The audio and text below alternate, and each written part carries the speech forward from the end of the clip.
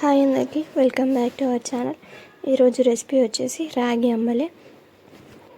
ఈ రాగి అంబలి మన శరీరానికి అలాగే మన జీర్ణాశయానికి ఎన్నో ఆరోగ్య ప్రయోజనాలు కలిగిస్తుంది.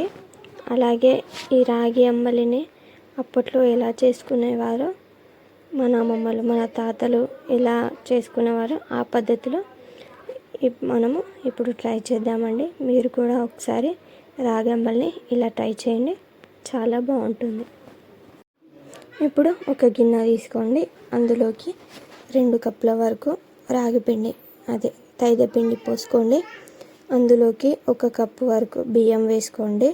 బియ్యం ప్లేస్లో మొక్కజొన్న గింజలు ఇట్లా దంచుకొని వాటి పలుకులు వేసుకోవచ్చు. మేము ఇక్కడ బియ్యం యూజ్ చేస్తున్నాము, అది మీ ఆప్షన్. ఇప్పుడు ఇందులోకి 2 గ్లాసుల వరకు వాటర్ వేసుకోండి. వాటర్ వేసుకొని బాగా కలపండి. ఎలాంటి ఉండలు లేకుండా బాగా మధ్య మధ్యలో వాటర్ వేస్తూ మంచిగా కలుపుకోండి. మన దోశ బ్యాటర్ ఎలా ఉంటుందో అలా కలుపుకోండి.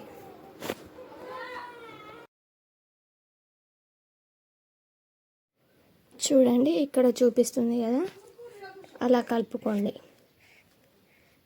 కలుపుకున్న తర్వాత దానికి ఒక కాటన్ క్లాత్ కట్టేసుకొని దాన్ని బయట ఎండలో పెట్టుకోండి. రేపు చేసుకుంటామంటే ఈరోజు డే అంతా ఎండలో పెట్టేసుకోండి. చూడండి, ఇలా ఎండలో పెట్టేసుకున్న తర్వాత నెక్స్ట్ డే చేసుకోవాలి. ఇప్పుడు ఒక పెద్ద బగోన పెట్టుకోండి. అందులోకి ఒక 10 గ్లాసుల వరకు వాటర్ పోసుకోండి.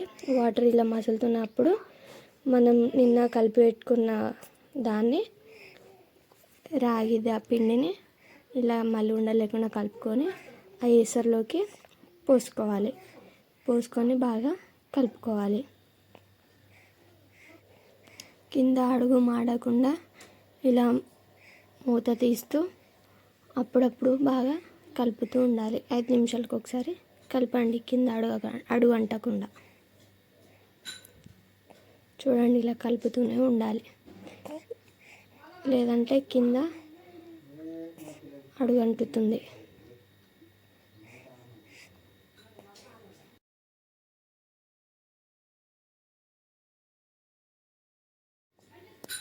చూడండి, ఇలా ఉడుకుతుంది. అది ఉడుకుతున్నప్పుడు ఒకసారి కలిపి దాన్ని చూడండి ఎలా కలుపుతున్నామో అలా కింద మాడకుండా బాగా కలుపుకుంటూనే ఉండాలి. చూడండి, ఇలా కలిపిన దాన్ని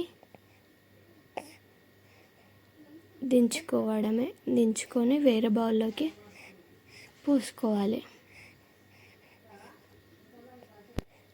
వేరే గిన్నెలోకి పోసుకొని దాన్ని సర్వ్ చేసుకోవడమే. మీకు కావాలనుకుంటే ఉప్పు యాడ్ చేసుకొని సర్వ్ చేసుకోవచ్చు, లేదు అంటే షుగర్ కానీ బెల్లం కానీ వేసుకొని కూడా సర్వ్ చేసుకోవచ్చు. మీకు ఎలా నచ్చితే అలా సర్వ్ చేసుకోవచ్చు.